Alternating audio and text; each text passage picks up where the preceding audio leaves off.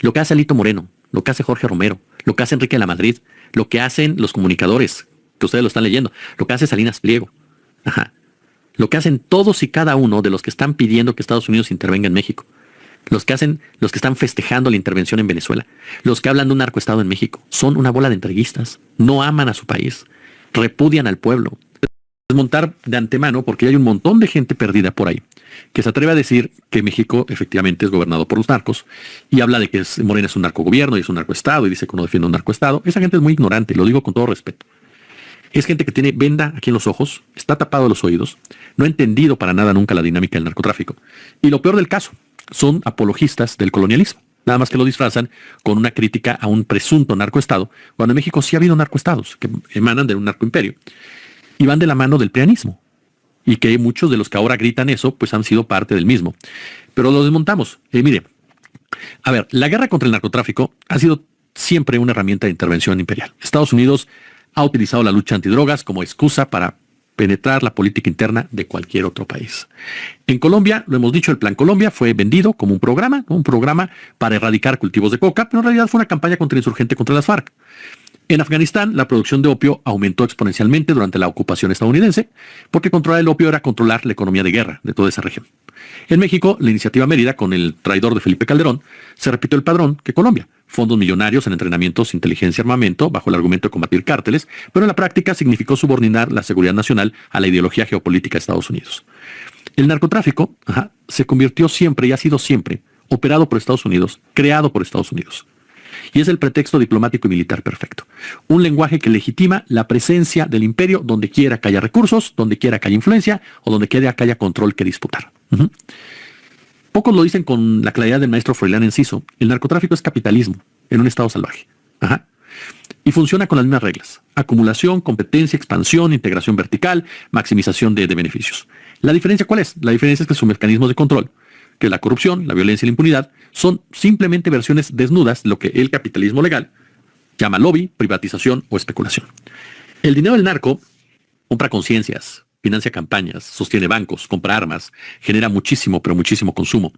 Y lo más irónico es lo siguiente, que una parte importante de las economías locales en América Latina dependen de esos flujos.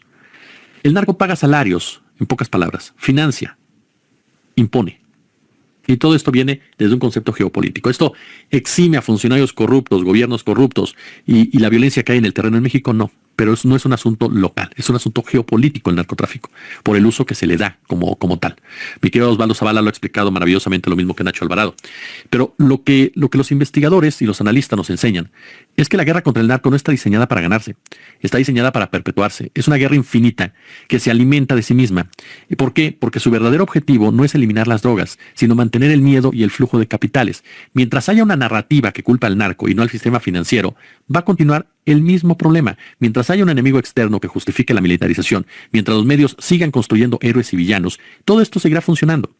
Por eso hay gente que todavía hoy cree que Morena es un narcoestado, y hay gente que todavía hoy cree que Estados Unidos realmente no es un narcoimperio y no es el gran creador de los cárteles de la droga o del concepto del cártel de la droga y del capo.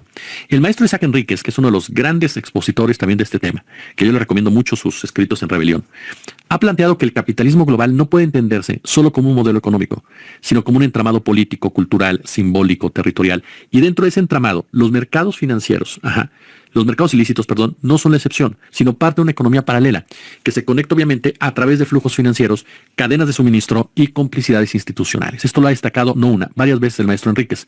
Incluso el capitalismo criminal no vive en las calles, vive en los bancos. Y cada año cientos de miles de millones de dólares provenientes de actividades ilícitas entran a circuitos financieros globales. Sin lavado de dinero, sin contabilidad creativa, sin paraísos fiscales, esta maquinaria criminal no podría operar. La economía global convive con el dinero sucio, lo hace parte de ella, lo necesita para lubricar flujos, rescatar bancos, adquirir activos, mover capital rápido. El narco no financia solo armas y drogas, financia hoteles, financia centros comerciales, financia constructoras, campañas políticas, startups, criptomonedas, en fin. ¿Quién es capaz de operar todo eso? Una de las tesis más potentes del maestro Enríquez es que la desigualdad no solo genera pobreza, genera estructuras de violencia inevitables. En sociedades donde el capital se concentra en élites estrechas y el resto vive precarizado, la economía criminal aparece como una especie de salvoconducto. La realidad es que el capitalismo crea sus propios monstruos. Sociedades hiperindividualistas, sin redes comunitarias, sin Estado fuerte, sin horizonte. Y allí el crimen organizado ofrece lo que el mercado y el Estado se hacen a un lado. No, un lugar en el mundo. Por eso, le explico esto, para que dejemos de creer ya que el pretexto de Trump contra México también es el narcotráfico. No lo es. Ya quien quiere insistir en eso es porque tiene un interés político, racista, clasista y electoral. Nada más. No es otro interés ya el que pueda haber. Ajá. No es el narcotráfico, porque ellos son el narcotráfico, en pocas palabras. Ellos son los terroristas, ellos son los invasores, ellos son los antidemocráticos. ¿Hasta cuándo entenderemos que ellos son el problema? Ajá.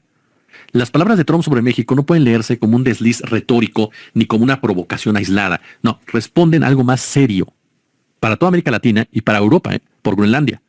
Responden a una lógica conocida: construir la imagen de un país incapaz de gobernarse a sí mismo, erosionar la legitimidad de su liderazgo y abrir la puerta a una tutela externa presentada como necesaria. Es un guión que, ya han ensayado antes y en donde la narrativa del crimen funciona como antesala de la desposesión soberana. Lo que hoy se aplica en Venezuela no es un caso excepcional, no es un caso terminal, es un patrón de expansión que va hacia Colombia, que va hacia México y que va hacia Brasil. Porque Ecuador y Argentina son unos lacayos, así de sencillo. Ajá. Para Estados Unidos, lo que le es funcional de esa forma lo va a llevar a cabo. Por eso es una amenaza de Trump. No estamos frente a una cruzada contra el narcotráfico. Estamos ante una operación mucho más profunda. La facultad de decidir desde fuera qué estados son válidos y cuáles han perdido el derecho a ejercer plenamente su soberanía. La doctrina Monroe no fue archivada. El corolario Trump está siendo aplicado de manera tajante. Ya no se invoca en nombre del orden, ya no se invoca en nombre de la democracia. Ahora es el paraguas de la seguridad y la falsa lucha contra un crimen organizado que son ellos mismos. Cuando ese discurso se naturaliza, la soberanía deja de ser, ¿cómo decirlo? Deja de ser un principio inalienable y se convierte en un permiso sujeto a evaluación. Así de claro. Hoy América Latina entra otra vez en una zona de riesgo estructural. No es una disputa entre proyectos políticos, no es una cuestión ideológica. Es la reinstalación de un clima donde la intervención deja de ser un tabú y la autonomía nacional se vuelve negociable. La región ya conoce estas dinámicas, ya las hemos padecido antes. Cuando un poder externo se arroga la potestad de decidir quién es legítimo y quién no, el blanco nunca es único. Y la historia ofrece una advertencia clara. Primero se construye la excepción, luego se normaliza la regla y cuando ese umbral se cruza, ningún país está a salvo. Ninguno solo, gobierne quien gobierne. Así de claro. Ajá. Y esto se lo decía porque es muy importante comprenderlo. Uh-huh. Estados Unidos ha inaugurado con este bombardeo una fase muy oscura de intervencionismo. Hace más de 100 años que un país de América Latina no era bombardeado por Estados Unidos. Trump llevó más allá de la lógica el injerencismo. Déjeme ir con... Y ahorita profundizo más sobre esto, pero déjeme ir con el tema de los vendepatrias. Ajá. María Corina Machado, que es una entreguista, así de lo peor. No hay entreguismos más vulgares, prosaicos y lamentables que los de América Latina. Porque son gente de dinero que se hinca con Estados Unidos, ¿no? O sea, le lama el suelo a Estados Unidos tan deplorable. Dan hasta cosas a estas personas.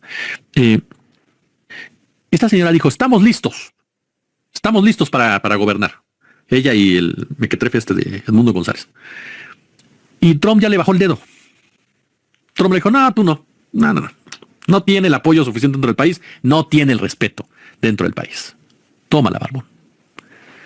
Los vendepatrias no son parte del poder, son usados. Hoy no se nos olvide nunca, amigos y amigas, lo que hace Alito Moreno, lo que hace Jorge Romero, lo que hace Enrique de la Madrid, lo que hacen los comunicadores, que ustedes lo están leyendo, lo que hace Salinas Pliego. Ajá. Lo que hacen todos y cada uno de los que están pidiendo que Estados Unidos intervenga en México. Los que están festejando la intervención en Venezuela. Los que hablan de un narcoestado en México. Son una bola de entreguistas. No aman a su país. Repudian al pueblo. Y no se dan cuenta, sí se dan cuenta, pero tal vez no les importa. O como María Corina Machado se la cree, que son una bola de tontos útiles. Nada más. A los que Estados Unidos usa y desecha. Porque ni siquiera los ve como sus iguales o como parte de su plan. Los ven hasta como traidores. Y como traidores no pueden ser confiables. No lo olvidemos porque van a pedir el voto.